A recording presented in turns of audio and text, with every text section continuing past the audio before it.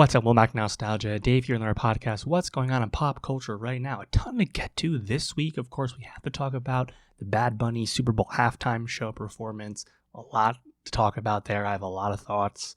On the music front, we have a bunch as well. LMI's first album in over 3 years. J. Cole's purportedly final album, The Fall Off. New album from Joji as well, first time in a while.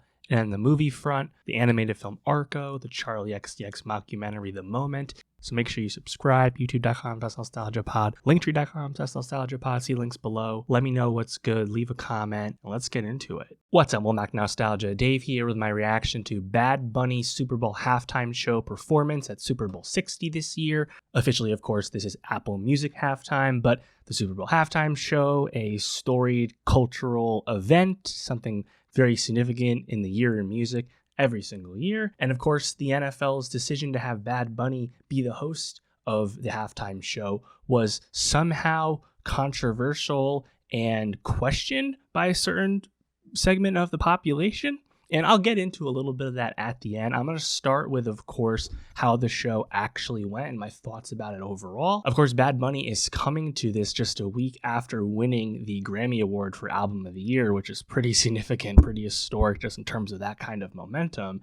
And yeah, in terms of how the show went, I was pretty impressed with the show overall because I thought it was a really unorthodox and specific stage. Creatively, I was really appreciating the vision with this set. It was very elaborate, littered with tons of Puerto Rican and broader cultural references in terms of people in the background and aspects of the stage. But Bunny really moved around a lot and really traveled quite a bit on stage. And of course, that's happened in other halftime shows. Not everyone's just standing there in place. I think the theatricality of the halftime show has really come on in the last, 20 years or so. He really moved around a lot. And if I had one, main note about how all that went, I think that there were some moments of like audio mixing issues, specifically maybe with microphone feedback or something. It was hard to really place it.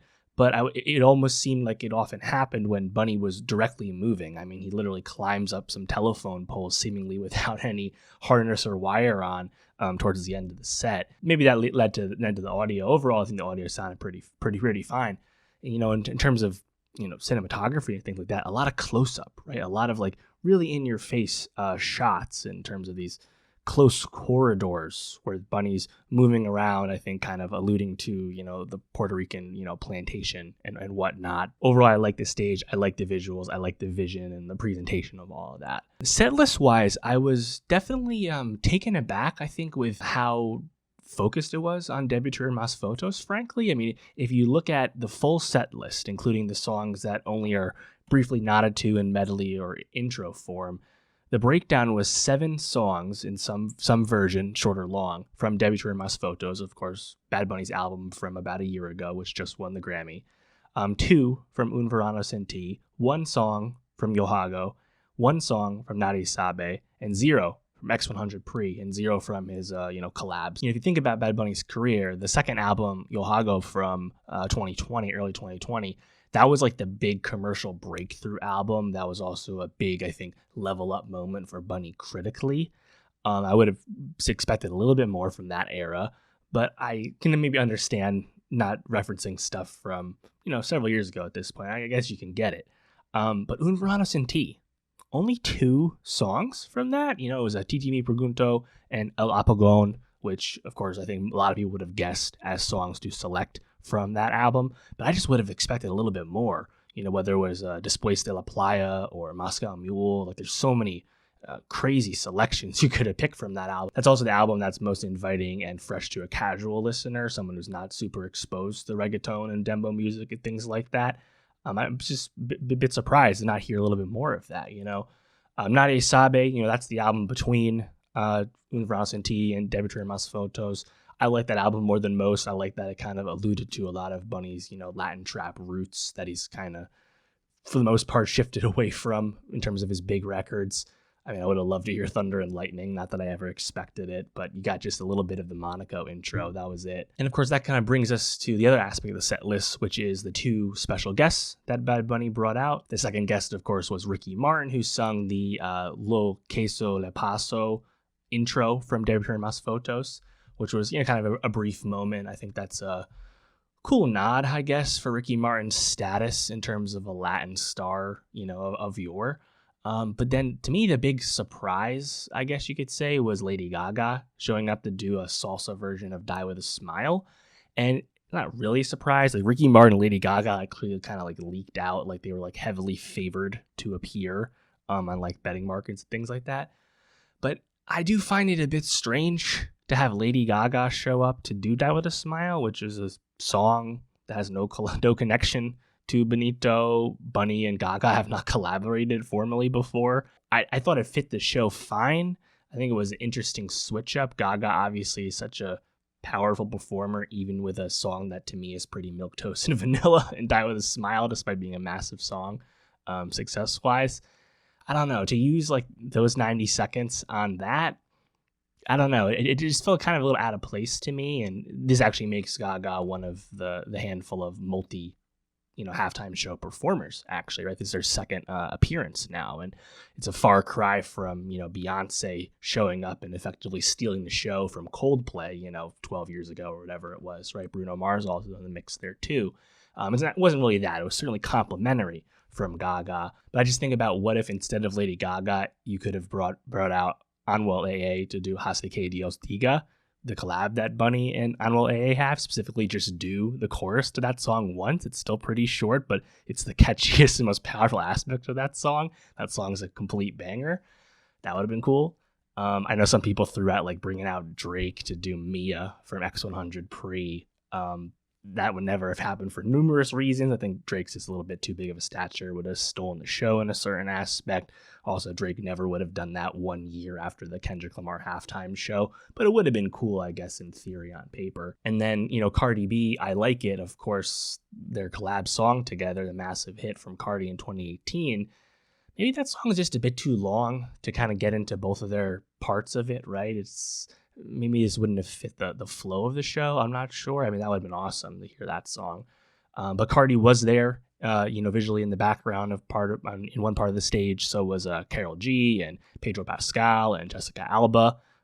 Cool to see them. But yeah, overall, I think this was a pretty effective halftime show. I think it was very authentic to Bad Bunny's music and his appeal and everything that's, been going on in his career the last, 6-7 years or so. And he is a showman, but it was his type of show. And I think that's what we want. And that kind of leads me into the quote backlash, which a lot of it is pretty brain dead commentary. But to me, when I think about the halftime show and who you select to do it, I often think about who your other choices are, right? And before we get into the other choices, let's just think about why Bad Bunny is a good choice, because for some reason this actually needs to be said still. Bad Bunny is one of the biggest artists in the world, and he's one of the biggest artists in the United States as well. That is just the fact of the matter, despite the fact that he sings almost exclusively in Spanish. Just to put a finer point on it, data-wise, Bad Bunny is a 4-time most streamed artist of the year on Spotify. 2020, 2021, 2022, and 2025. And by the way, 2023 he was second, and 2024 he was third. The notion that Bad Bunny is somehow not a good pick for the halftime show just completely fails to compute with me when you understand how rapidly he's been received as someone who can play arenas, and frankly his next tour he could play stadiums. All right, it's just not in touch with reality. And you look at the data, you look at how he's consumed in America, and you can take Spotify out of it. You can look at YouTube. He has 10 times the audience on YouTube than Kid Rock does. And you can pick basically any city in America and see that 10x. Charlotte, Houston, Texas, Atlanta. Pick southern states, pick red states. That's still the case. So the notion that Bad Bunny is somehow unrepresentative of what America wants, again, is just not actually in touch with reality. Now, of course, to some people, they're not really into music they don't understand, right? I think that's a perfectly fine critique to say, hey, that's not really for me. I really only connect with English music or the language of their choice, right? That's the case other places in the world as well. They really only stick to their local music. That's completely fine. You're listening to me. I review 50 K-pop albums a year. I really enjoy Afro beats. It's clearly not a problem for me personally. But also, would we really deny BTS the opportunity to do the Super Bowl in a year or two if that was proposed to them? they would be just as worthy as Bunny, in my opinion. Frankly, Bunny's a bit more worthy because he's more popular here, but I think the point remains. But in an era where BTS and Blackpink sell out stadiums in America, and Burna Boy sells out Madison Square Garden, I think people just need to be a little bit more in tune with the globalism of music and where it's at these days. So in conclusion, Bad Bunny is obviously a really good pick, and this was coming at, frankly, a really good time, given where he's at with his career. And of course, that leads us to, again, who else should do the Super Bowl? Because we have it every year, and frankly, we're making less stars now than we used to make. In my opinion, we've basically exhausted a lot of the legacy acts, right? In recent years, of course, you had the Jennifer Lopez Shakira Super Bowl, you had the Usher Super Bowl. I think the true legacy picks in terms of people that their famous crested, their relevance culturally is of the past and not the case still today. I don't really see too many other legacy picks you can really throw out there. So again, who does that leave as potential options down the line in the years to come? Of course, Taylor Swift. Of course, Adele. These are people that get asked, we assume, basically every year, and they will do the Super Bowl when they want to. The amount of people that actually publicly said, why would they get Bad Bunny? They should just get Taylor Swift, as if that was a intelligent and original thought that they just came up with, was unfortunately a bit high. But yeah, Taylor, Adele, those are kind of like the white whale picks, I think. Justin Bieber comes to mind. Ariana Grande, Drake. Again, you have to think about fame level, you think about catalog, you have to think about broad appeal. I think all of them really fit the bill. I think Morgan Wallen really fits the bill. He's definitely probably the most abrasive person that I've named, but I think just the strength of his catalog and his touring does speak for itself. He is a massive star, by far the biggest country star. I think if they ever do a country Super Bowl in the future, he'd probably be the first choice. I think other people in that mold, I think, definitely have a lesser pick necessarily, but certainly I think you could justify would be a Zach Bryan, a Luke Combs. I think of his duet with Tracy Chapman at the Grammys a few years ago. I think he would actually do a really good job. And again, I'm not even a big country guy. Maybe Casey Musgraves, you could see maybe in like 10 years or so, 12 years from now, Casey Musgraves does a Super Bowl. I could see that. But in terms of like other pop faces, in terms of like newer folks, I think Harry Styles, after this next album, you could do. I think Billie Eilish, despite her young age, you could probably do. Maybe after the next record, Dua Lipa. Honestly, she's done multiple arena tours at this point. The popularity's there. Maybe down the line, someone like an Olivia Rodrigo or Sabrina Carpenter happens. Charlie Puth did the national anthem this year. He's definitely a lot smaller than everyone I mentioned, but he is a performer. He is a really talented musical person. Maybe one day he could do it. And, Jay-Z, kind of a white whale. Not sure if he'd ever go for it, despite Roc Nation's involvement with the NFL. And Kanye West, if he's ever rehabilitated enough to do it, obviously he would be a no-brainer on paper. But that's kind of it to me, Like, I remember when people threw out Lil Wayne as an option, when people were criticizing Kendrick for stupid reasons. It's like, I don't think Lil Wayne's, you can do him. I just don't see it. He kind of sucks live, and he has for a while. And frankly, he's a legacy pick, right? Because he's been musically irrelevant for a while now. But like, who else? Who else are you throwing out there, right? You're kind of crossing your fingers for Olivia Rodrigo and Sabrina and Chappell Roan, right? You're crossing your fingers that they keep going and lasting long enough so that in 10 years, 20 years from now, you can pick them. But I don't know, like who you're gonna do, because many decades in the past. Is there anyone from the 90s you could pick? The Backstreet Boys make sense. They do still perform. Maybe. It's not the most inspired pick, in my opinion. But, like, every year that Taylor says no and Adele says no because she doesn't feel like working, and Kanye's not a viable pick, it's like, this is where we're at, So to criticize Bad Bunny at his cultural apex as a selection for the Super Bowl, again, it's just not in touch with reality. In conclusion, I enjoyed his show. I think he did a good job. I liked the unique vision and presentation of that show. I thought it was very involved and not a static, stayed performance, because that's just not who he is. I thought it went pretty well. I thought the set list was a bit curious. I would have liked a little bit more disparity to some of the earlier albums. Alas, the Gaga selection, a bit of a whiff for me, just a safe pick, not where I would have went if it was up to me. But overall, I think the show went well. Let me know what you think of it.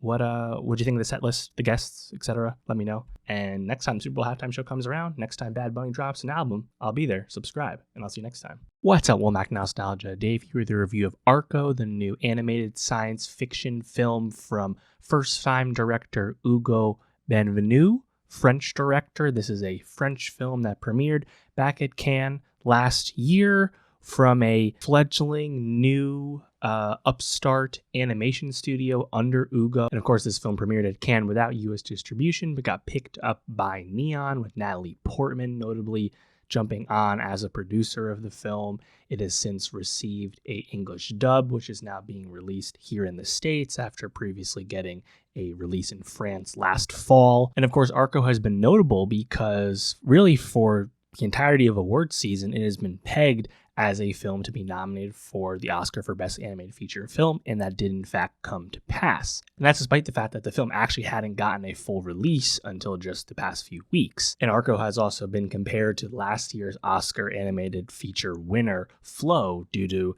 both these films having a similar path to the screen, and of course existing both as international films and of course outside of, the big animation studios. I really enjoyed Arco. I think this film is quite impressive from a first-time director and a first-time group of animators putting themselves out there for the first time. The animation is really beautiful. The science fiction setting of a young girl encountering a young boy from the future who's able to travel back in time due to this magical rainbow suit really, I think, lends itself to a charming story. There's a lot of very intelligent world building throughout the film of Arco, particularly in the first half, that just colors in a lot of this world. And even if the plot in this film is ultimately what holds the film back from being truly exceptional, I really appreciated how the film went about its story. I also had a lot of time for the comic relief aspect of the film, this trio of brothers who is seeking to confirm the existence of these time travelers from the future. With the English voice dub, those characters are voiced by Will Ferrell, Flea, and Andy Samberg, and I thought their line deliveries were exceptional. I think Arco's certainly going to stand the test of time and develop more of like a cult status with animated film fans over the years once more people see this movie,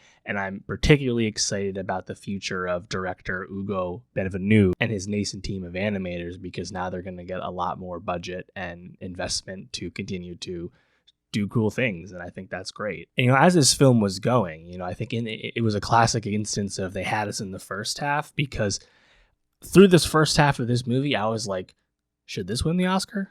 Is this better than K-pop Demon Hunters? Like, is this the one this year? Like, I was really charmed by this movie as it was going.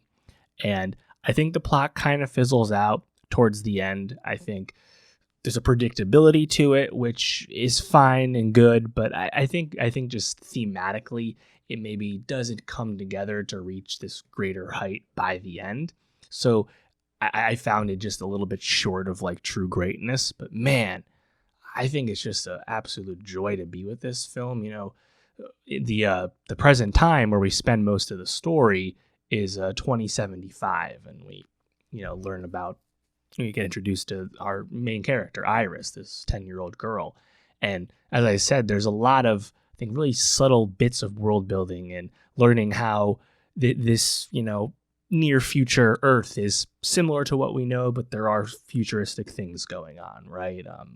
Hologram video calls, live-in robots that, tend to all the housekeeping, a lot of other roles in society like teachers and police officers occupied by robots, right? There's also a pending sense of environmental catastrophe as the Earth is getting used up, something very relatable to today's world. I think all that stuff is great. And once Iris meets Arco, who we learn in the very beginning of the film as someone in the distant future on an Earth that's a lot different from the Earth we know today, and he effectively breaks the rules and steals his older sister's time-traveling rainbow cloak and inadvertently travels back to 2075 because he doesn't really know what he's doing. And he's a similar age to Iris, and they kind of develop this friendship out of necessity. And there's a lot of familiar tropes, right? Arco's a clear fish out of water, returning to an Earth that has a lot of customs and things going on that he doesn't recognize as someone from the future. I think a lot of that stuff is, again, quite charming. And the animation really pops. If you read about how this film,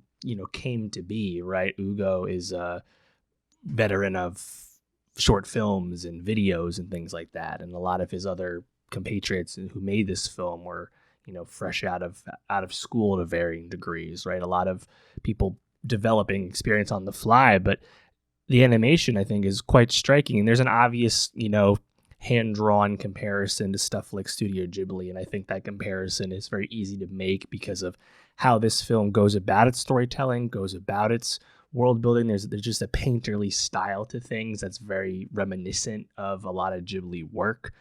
It's hard not to see Ghibli as an influence in a lot of animated films that have this visual palette. But Arco did have an interesting path to the screen, as it was initially storyboarded first, and pitched to investors and getting that kind of investment and stuff. And definitely a cool story in that regard.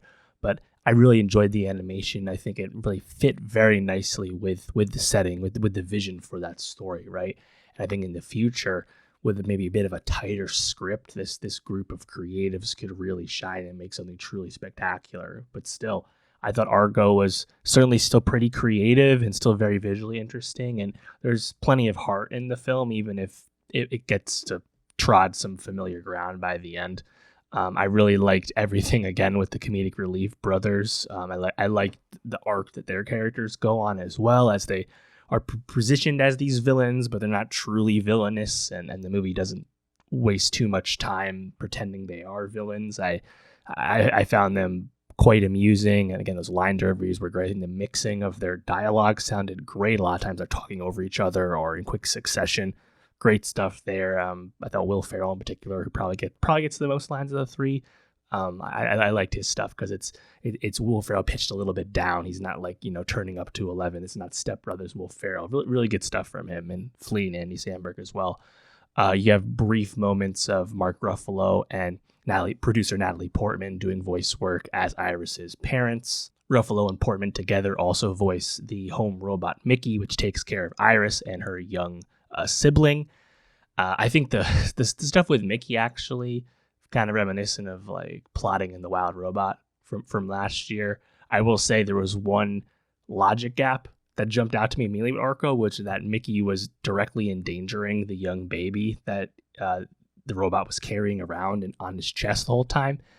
Taking the baby directly into the inferno of the fire, the forest on fire, I thought was quite questionable for a logic-based machine such as a robot. But nonetheless, yeah, I quite enjoyed the movie. I think this is a film that, won't do a big box office by any means, but has already been seen, in France and whatnot.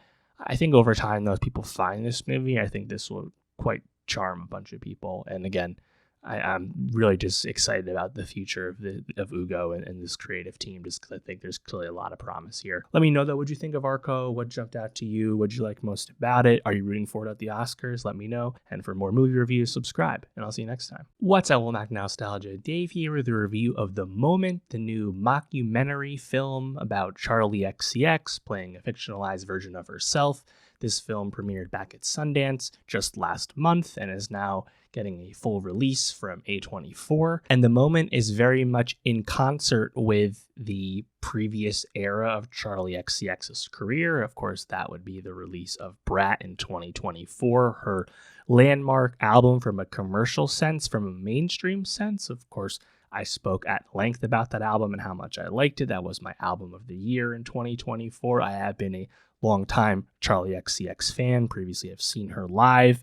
And Brat was the moment where everyone else got on board but Charli. I think The Moment is particularly interesting for people that have been following Charli's career and the arc of her career and her popularity in particular, because it's really directly commenting on a lot of aspects of Charli's career. As a mockumentary film, I really appreciated the meta commentary of The Moment. I think Charli XCX is able to genuinely and intelligently reflect on the Brat era of her career from 2024 and speaks to that mainstream attention and acceptance and adulation in a really intelligent way, given her previous countercultural, more independent style fandom. Charli plays a fictionalized version of herself in the film, but it feels very similar to what we know about her career and her persona. The true gem, though, of The Moment has to be Alexander Skarsgård, who's having the time of his life playing this music film director who effectively takes over the production of Charli XCX's Brat Tour from a visual and aesthetic perspective and completely changes the energy and the goals of what Charli is often attempting to communicate on stage. It lends itself to a lot of funny moments. Ultimately, the film is very arch and self-aware, and it comes across as a really fitting footnote to everything that Brat accomplished, especially given Charli's clear sonic pivot with the Wuthering Heights soundtrack coming out next week. Also, to her credit, Charli XCX is a pretty good actor. Like, she's just a great showman, and it seems she's pretty effortless to play herself, right? But I think there's just a lot of fun meta commentary. Like, if you're a fan of hers and you see how far she goes, right? Like, there's a lot of direct nods at the composition of her more traditional fandom, right? Obviously, she's a favorite of the LGBT community. She's a favorite of club people, of drug users, right? Charli XCX's use of cocaine is directly referenced in the film, just like it is in her music in real life. I think there's just a lot of nuggets there. I love the way the film kind of manufactured a crisis, a controversy affecting Charli, and is able to play off of that into a lot of funny other real life people doing stuff for the movie, right? With Charli getting dragged by people like Bowen Yang and Anthony Fantano and Rachel Sennett, who also plays a version of herself in the movie. Pretty funny cameo from Kylie Jenner in the middle. I also quite appreciated towards the beginning of the film where we hear the Club Classics remix from the Brat Remix album, which to my count is still completely underappreciated as a truly exceptional and flawless remix album. I frankly would have loved even more of that song and more of that remix album in the movie. Of course, that's not the point of the movie, but I was just happy to hear it. Haley Gates, I think, also gives quite a good performance as Charli's tour manager, tour director, who quite quickly comes into conflict with Skarsgård's Johannes due to their conflicting vision. And when you think about this film, like, I wouldn't necessarily compare it to like a true like behind the scenes type unveiling, right? This is not like some eye-opening thing. It's not a true concert film either, of course. It's all fictionalized. So while it may not be pulling back the curtain on Charli XCX in real life, I do think it is making a clear comment on how Charli views the last 2 years of her career and the hard to understand, hard to grasp and place feelings that you might have when something you created, Brat, kind of gets taken away from you or becomes bigger than you. And in this case, again, becomes a lot more mainstream and sanitized than it was ever intended to be when it, came from the creative brain of Charli XCX. I think there's a lot of pretty precise and specific thoughts dispersed in this movie. So it's pretty cool. Frankly, I'd like other artists to try and do stuff like this. This is leagues more successful than The Weeknd's Hurry Up Tomorrow from last year, which was incredibly disappointing. And that was multiplied by the fact that it was directed by Trey Edward Schultz, someone we really like as a director. The Moment is directed by someone I'm not familiar with, Aidan Zamiri, who's a Scottish photographer and filmmaker who I think has done a lot of work with musicians like Charli and like FK Twigs and others. But I believe this is his feature film debut, which is pretty cool. So yeah, shout out The Moment. I'm really curious how well this will do at the box office from A24.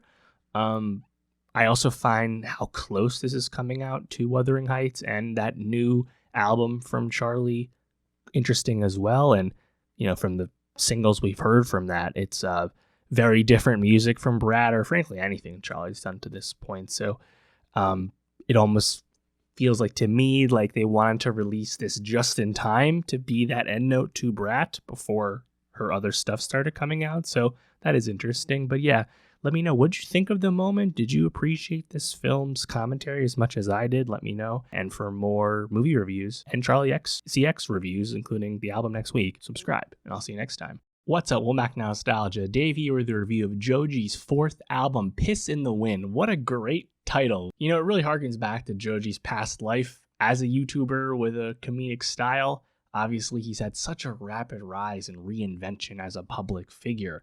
I never really expected him to get nearly as successful as he has. Of course, I've been paying attention to Joji once he eventually became known as Joji for a while now due to his association with 88 Rising. This new album, Piss in the Wind, is in fact Joji's first album since leaving 88. He's now signed to Virgin Music Group, which is part of the Universal Music Group umbrella, now on one of those majors. We can kind of read between the lines. It seems like Joji felt he had outgrown 88 Rising, and I can understand that point of view given the massive success he's found off the strength of his last album, Smithereens, which came out at the end of 2022, a bit over 3 years ago at this point. His song Glimpse of Us, which, was the big breakout out of Smithereens, that song's up to 1.7 billion streams on Spotify. And that song was like a massive hit right away.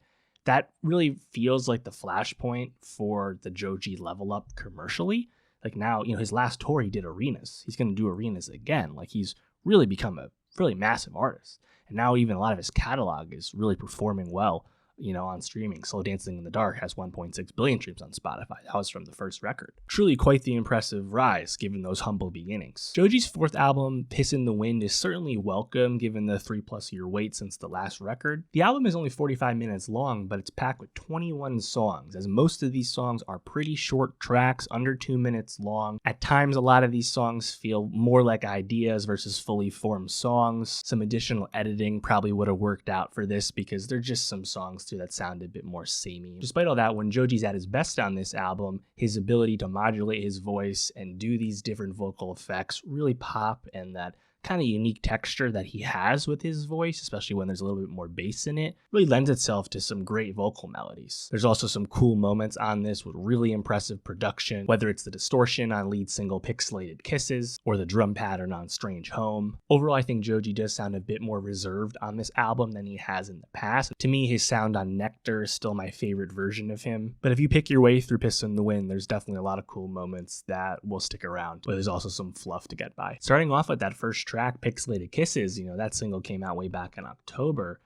I think it's a really dope beat just because it's so bass heavy. It's reverb to hell and back, frankly. It's a short track, but it has some really great vocal melodies. I think Joji's really playing within that range quite well. Also cool that this song actually got a Yeet remix in December, because the beat really sounds fresh and right for Yeet in his normal mode.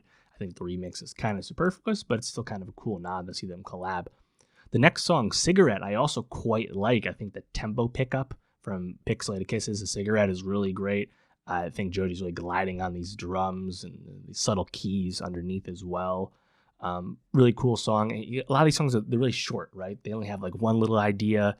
You loop through it a few times and then the song is over, right? So like a lot of these songs, it's hard to give them like a fully formed endorsement just because they're so brief. A song like Last of a Dying Breed, I like the fast tempo, but Joji's ethereal singing just never doesn't really get there all the way. Love You Less, I think that guitar riff, frankly, is very reminiscent of Joe's End of Beginning. I think the vocals are very rich on the outro. I think that's a great example of like Joji giving you a little bit more texture with the voice, which he does less than I'd like on this album, frankly. Love Me Better, I think production-wise, is a bit of a breakbeat almost, which is a bit of a surprise. I think some fun vocal melodies here. The deeper vocals in particular are very great. A Piece of You with Giveon, honestly, not quite enough there for me. I think vocally this song just kind of misses the mark.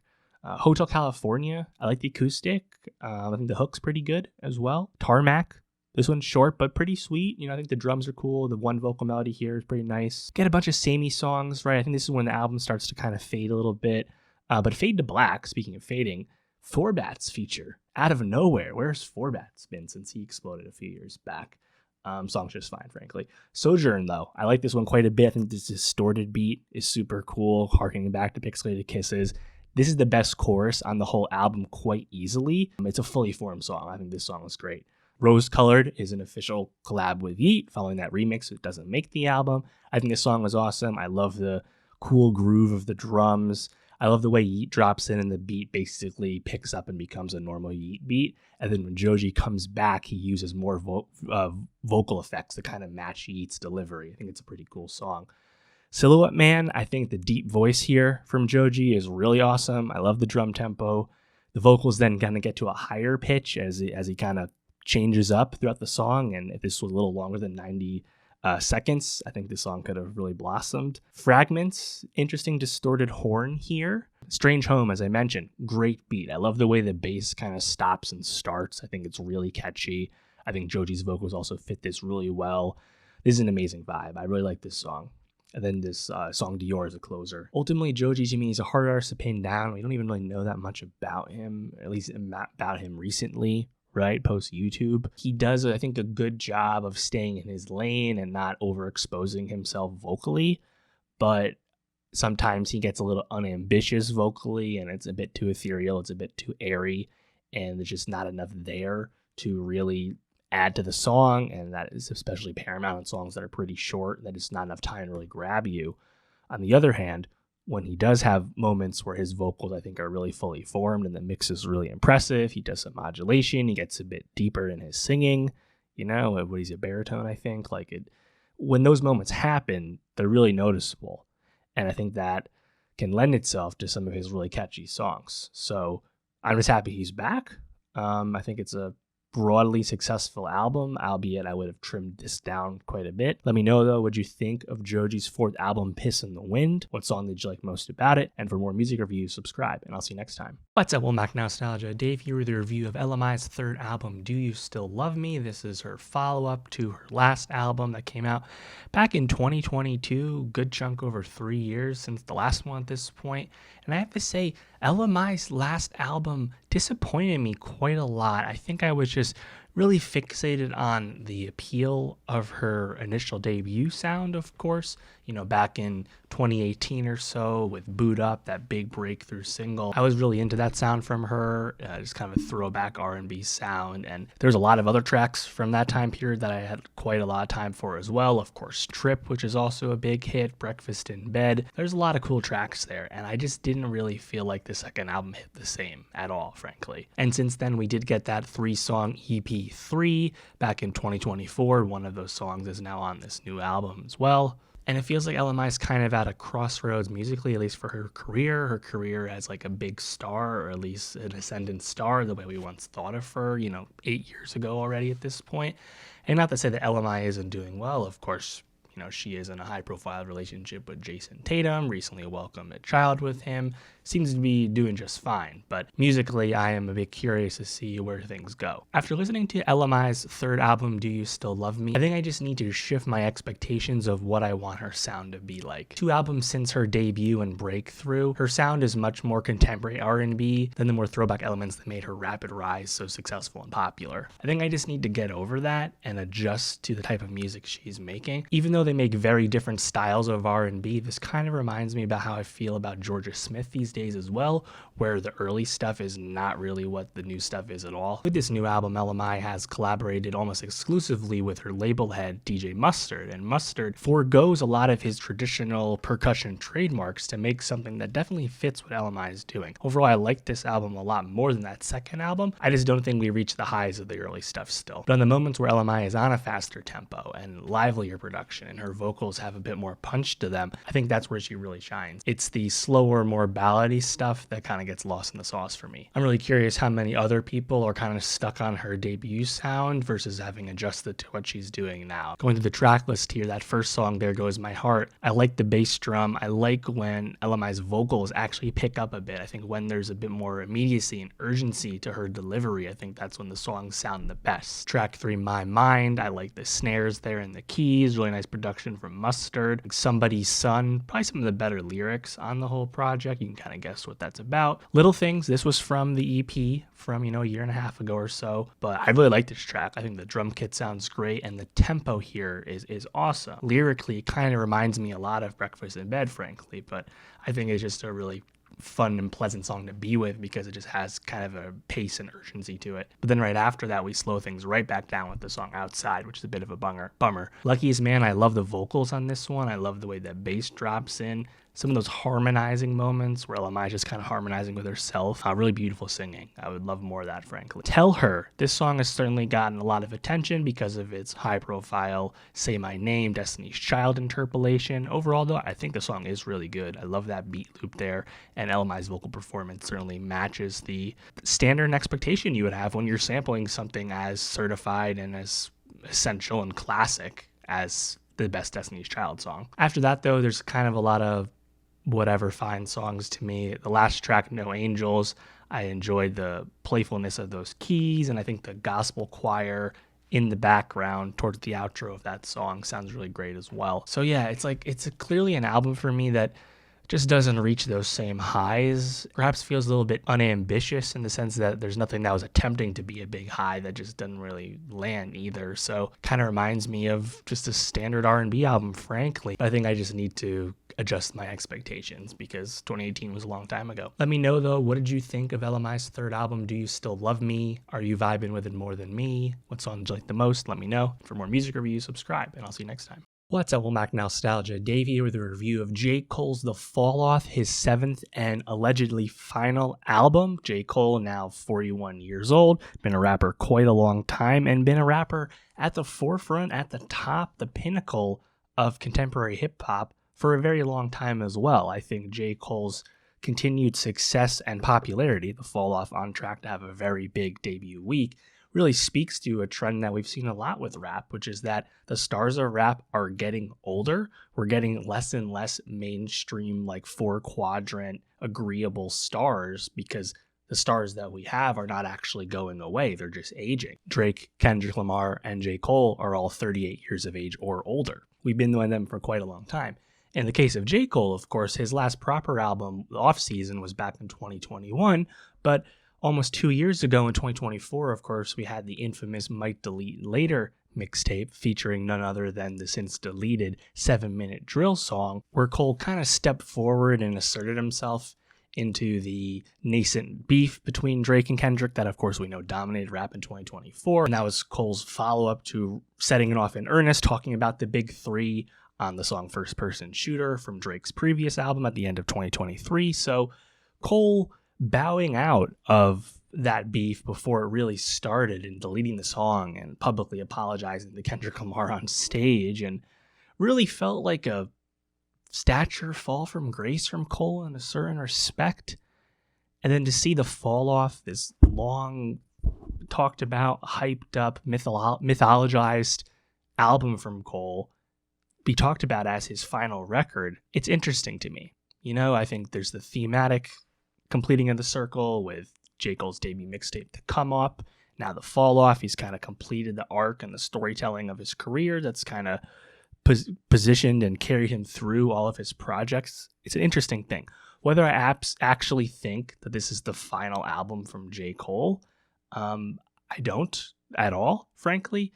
Having your final album not actually be your final album is a tale as old as time in rap, whether it's people as high profile as Jay-Z, recently someone like Logic did it, West Side Gun apparently is doing it later this year. Whoever it is, this is something that happens and gets taken back all the time in rap, and Cole is simply just too popular and too successful. This is why Logic came back.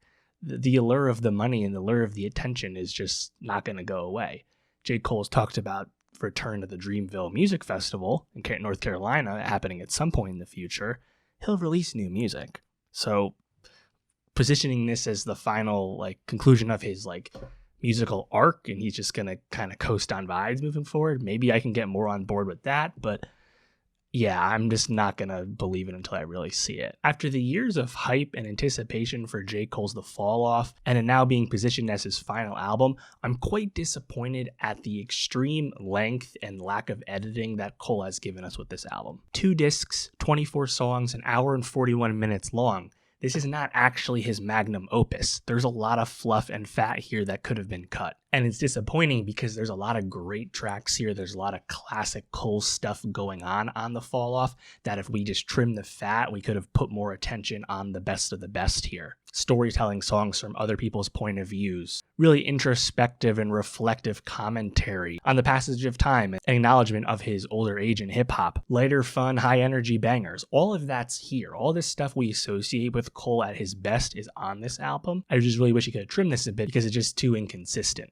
This is not an album that you put on front to back. There are skips here. And while I don't think it's his final album by any stretch, the highs on The Fall Off are fitting enough as a send-off. And thematically, when this album is at its best, it does do a good job of completing his narrative arc that he started with his debut mixtape to come up. Now, in terms of this being the final Cole album, something I can get behind is that maybe Cole is running out of things to say.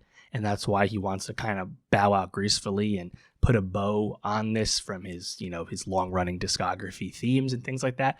That would make more sense to me, because I think lyrically we've kind of seen Cole on a downward trend. I wouldn't call it a downward spiral. He's not been falling off with rapid expediency or anything like that, but Cole has crested in terms of being at his best. I think when we think about the best stuff from Cole, we're talking about stuff that's 10 plus years old at this point. I don't think this album necessarily changes people's feelings about that, right? People are going to go to 2014 Forest Hills Drive and Born Sinner more than this album, the way they do more than the Off Season, and the way they do more than KOD. Like, that's just the way it's been. And when you think about Cole's quick reluctance to actually really engage in any sort of rap beef, playful or serious, talking a lot about his fatherhood on this album, maybe he wants to just officially and formally become an old head in rap, because as soul wise, maybe he's felt he's been there for quite some time.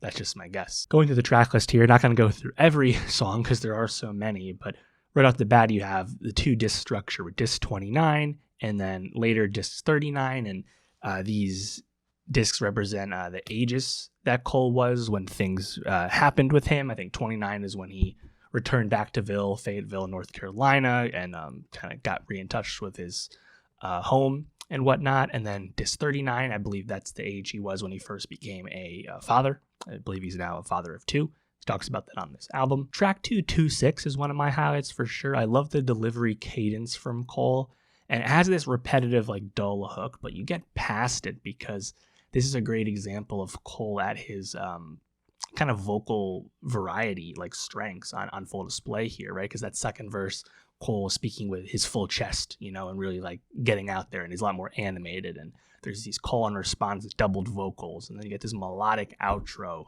which is not out of the realm of, say, the melody on like Middle Child, for example. I think this is a song that definitely will go hard live and will be a fan favorite for sure. And then right after that, you have the song Safety, which is a complete switch up with these jazzy horns, definitely more of a boom bap track.